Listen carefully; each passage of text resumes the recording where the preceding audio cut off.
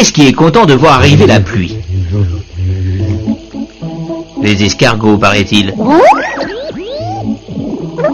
Les choux et les betteraves aussi, mais point trop n'en faut.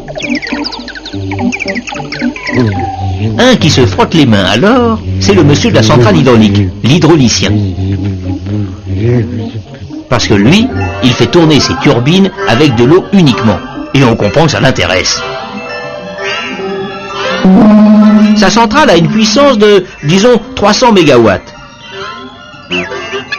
Or, 300 MW, pour fixer les idées, cela suppose de faire passer dans les turbines 300 mètres cubes par seconde d'une eau qui vient de 100 mètres plus haut. Puisque, comme chacun sait, la puissance est proportionnelle au débit en mètres cubes par seconde, multiplié par la hauteur de chute en mètres. C'est dire que du point de vue de l'énergie hydraulique, il y a eau et eau. Oui, parce que des milliards et des milliards de mètres cubes qui pleuvent sur un pays plat n'offrent aucun intérêt, électriquement parlant. Par contre, si le pays est très pentu, comme on dit, alors là, c'est comme un pactole électrique qui coule vers la mer.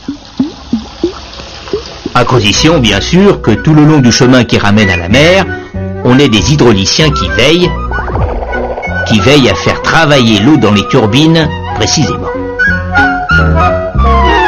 Notre pays est assez moyennement pentu et les cours d'eau sont équipés presque au maximum, de sorte que l'énergie hydraulique nous fournit à peu près 1/6 de notre électricité. Mais comment récupère-t-on cette énergie? En haut du pays, dans les montagnes, l'hydraulicien ne trouve pas de très gros débit, 30 mètres cubes par seconde. Et pour sortir 300 MW avec ça, il faut dans les 1000 mètres de chute. Mais 1000 mètres de chute en montagne, cela se trouve assez facilement, il faut dire. Nos 30 mètres cubes sont donc gentiment priés, forcés plutôt, de dévaler leurs 1000 mètres dans des conduites forcées par le fait.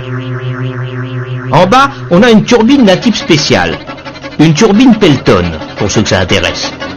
L'eau sort en un jet puissant et ça tourne. Tel est le principe de la centrale haute chute. Une fois tombées de 1000 mètres, les rivières en général se mettent à plusieurs pour descendre le long des vallées plus confortables. C'est là que l'hydraulicien coince l'eau une deuxième fois. Avec un débit de 300 mètres cubes par seconde, toujours pour 300 MW, il ne faut plus que 100 mètres de chute. C'est la centrale moyenne chute. Encore plus bas, les rivières deviennent de gros fleuves. On a des centrales basse chute, vous l'auriez deviné. Pour 10 mètres de chute, nos 300 MW ont besoin de 3000 mètres cubes par seconde, ça n'est pas rien. Il faut même compter un peu plus, parce qu'il faut bien penser aux bateaux.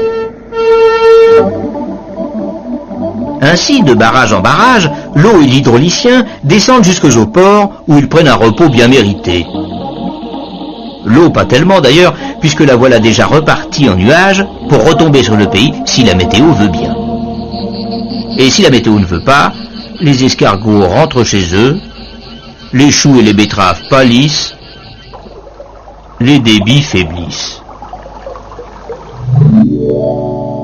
Mais les hydrauliciens, gens astucieux, ont de l'eau en stock dans leur réservoir, car l'eau est un moyen assez facile pour stocker l'électricité.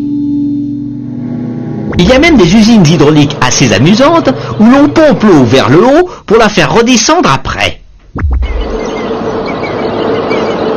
Non, ce n'est pas une histoire de Shadok. Cela consiste en fait à emprunter de l'énergie au réseau pendant les heures creuses pour la restituer aux heures de pointe, au moment où le réseau en a le plus besoin.